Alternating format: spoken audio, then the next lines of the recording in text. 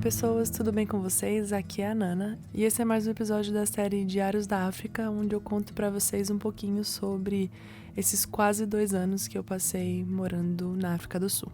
Bom, então vamos lá. No último episódio eu disse que o assunto sobre o qual eu queria falar aqui hoje, né, de algo que aconteceu comigo lá, precisava ser um episódio específico, único, então aqui estamos. Durante essa fase inicial que a gente estava lá na África, o pastor que cuidava da gente contava muito a história dele com o Senhor e testemunhos de coisas que o Senhor havia feito na vida dele, porque isso, a gente sabe, né, nos inspira e inspira os outros. Então, dividir a nossa jornada com as pessoas, aquilo que o Senhor fez e faz na nossa vida, aproxima as pessoas de Deus, ou pelo menos ajuda elas a ter mais vontade de estar perto do Senhor. E uma das coisas que ele compartilhou com a gente foi que durante muito tempo da sua vida ele teve um vício em pornografia.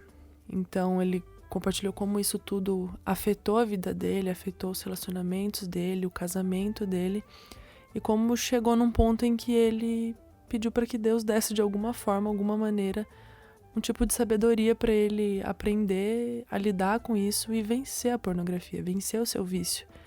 E o Senhor deu para ele um tipo de sabedoria que ele sempre passava adiante para que as pessoas conseguissem, de alguma forma, agir, né? E não mais serem como reféns dos seus próprios vícios, né? Mas agirem e conseguirem sair das suas situações. E bom, quem me conhece há muito tempo, minha família, meus amigos mais próximos, sabem que eu também sofri com pornografia, com um vício em pornografia por muitos anos. E vi aquele pastor que eu admirava muito assumi que ele também tinha dificuldades similares com as minhas e que o Senhor o ensinou a vencer e o Senhor prossegue dia após dia ajudando ele a não mais cair no pecado. Aquilo foi como um abraço para mim, para eu não me sentir mais sozinha, porque quando você tem um vício e você esconde de todo mundo, você se sente extremamente sozinho. Então, eu lembro que a partir daquele dia eu comecei a contar para as pessoas. As primeiras pessoas que eu contei foram para o pastor e para a esposa dele. Depois eu contei para os meus pais e tudo mais. E graças a Deus, naquela época, de alguma forma o Senhor já tinha feito alguma obra em mim. Eu não estava mais viciada em pornografia, mas eu nunca tinha falado sobre isso. Eu nunca tinha demonstrado esse lado vulnerável para as pessoas. E eu vou dizer que essa parte de contar para as pessoas, assumir para as pessoas aquilo que o Senhor venceu, né, em você, trouxe resultados inacreditáveis. Muitas pessoas vieram se abrir comigo porque também sofriam daquilo ou porque em algum momento também sofreram com o mesmo vício. E como isso trouxe um senso de comunidade maior para as pessoas, sabe? Eu acho que foi a partir desse acontecimento de entender que tá tudo bem falar das minhas vulnerabilidades que essa chave virou na minha cabeça e que talvez esse podcast exista aqui hoje, porque episódio após episódio aqui eu sempre tô falando das dificuldades na nossa jornada com o Senhor, das bênçãos também.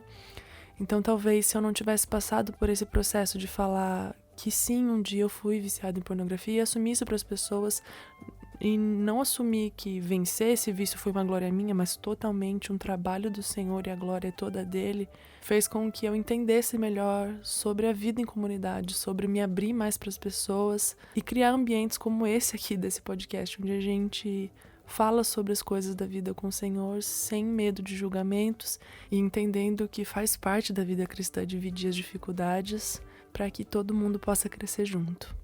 Eu não lembro se eu citei aqui pra vocês que quando a gente começou a nossa escola de missões, a gente foi dividido em quartos, né? Foi uma turma só de mulheres, então fomos divididos em quartos de duplas, cada 2 pessoas ficavam em um quarto. E a Gabi, que ficou comigo, que é minha amiga até hoje, foi a primeira pessoa da turma ali a saber disso, porque a gente tava bem próxima, assim, nós somos pessoas completamente diferentes e é muito legal de ver, assim, como a gente se dá muito bem. E a gente tinha essa liberdade de ser vulnerável uma com a outra, sabe? E eu lembro muito, muito desse dia, que na verdade foi uma noite, em que depois que eu conversei com os pastores lá sobre a minha questão com a pornografia, eu cheguei no quarto e contei pra ela também. E a gente teve uma conversa incrível ali sobre ser vulnerável, sabe? A Gabi contou sobre outros problemas pessoais dela que nada tinham a ver com os meus. Mas como essa coisa de assumir falhas e necessidades e dificuldades um pro outro nesse ambiente de crescimento espiritual é extremamente saudável. Tiago 5,16 nos diz que quando nós confessamos os pecados uns aos outros, nós temos poder para ser curados. E entender esse versículo de fato mudou a minha vida. Antes disso eu nunca compartilhava absolutamente nada sobre mim com os outros. Ninguém sabia das dificuldades da minha jornada, eu não compartilhava nenhuma dificuldade com ninguém, eu não compartilhava nenhuma bênção com ninguém. E entender o poder desse versículo na prática ali mudou a minha vida. Me fez ter amor e apego por esse ambiente saudável onde as pessoas se sentem confortáveis para assumir suas falhas, assumir os seus defeitos e confessar os seus pecados. Porque existe poder de Deus no nosso meio quando nós nos colocamos nesse lugar de vulnerabilidade entre os nossos irmãos.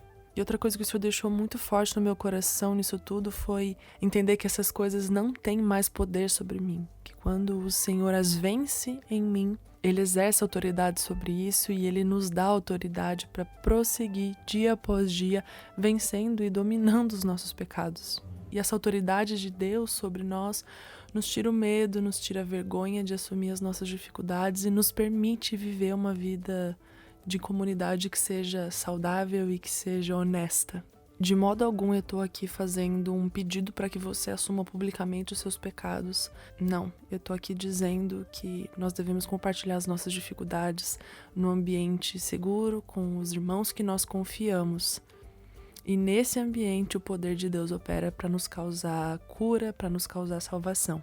E eu oro para que você que está aqui me ouvindo, se não tem esse ambiente seguro onde você pode ser vulnerável com seus irmãos, que o Senhor te dê esse ambiente, que você encontre esse lugar para que o Senhor possa operar a sua cura em comunidade. O Senhor é bom e Ele nos escolheu para que nós vivêssemos em comunidade. Tem uma frase de um membro da minha igreja que ele sempre diz: a única coisa que vai dar certo no mundo é a igreja. E é por isso que o Senhor nos escolheu para viver em igreja, viver em comunidade. Porque apesar dos seus defeitos, ou seja, os nossos defeitos, né? Porque a igreja é feita por nós, esse é o ambiente onde nós encontramos o poder de Deus operando no nosso meio. E eu sempre guardo toda essa história com muito carinho no meu coração, no sentido de entender a vida em comunidade mesmo, sabe? Porque talvez se eu não tivesse vivido esse período em comunidade lá na África do Sul, com esse pastor que compartilhou as suas dificuldades, foi extremamente vulnerável conosco, talvez eu não tivesse esse entendimento da necessidade de igreja, ou talvez viesse em outra experiência, mas como foi essa e era algo tão pessoal comigo também, me marcou profundamente. Então é isso, eu vou parar esse episódio por aqui, porque acho que esse tema ele precisa de um episódio só pra ele, né? E é isso.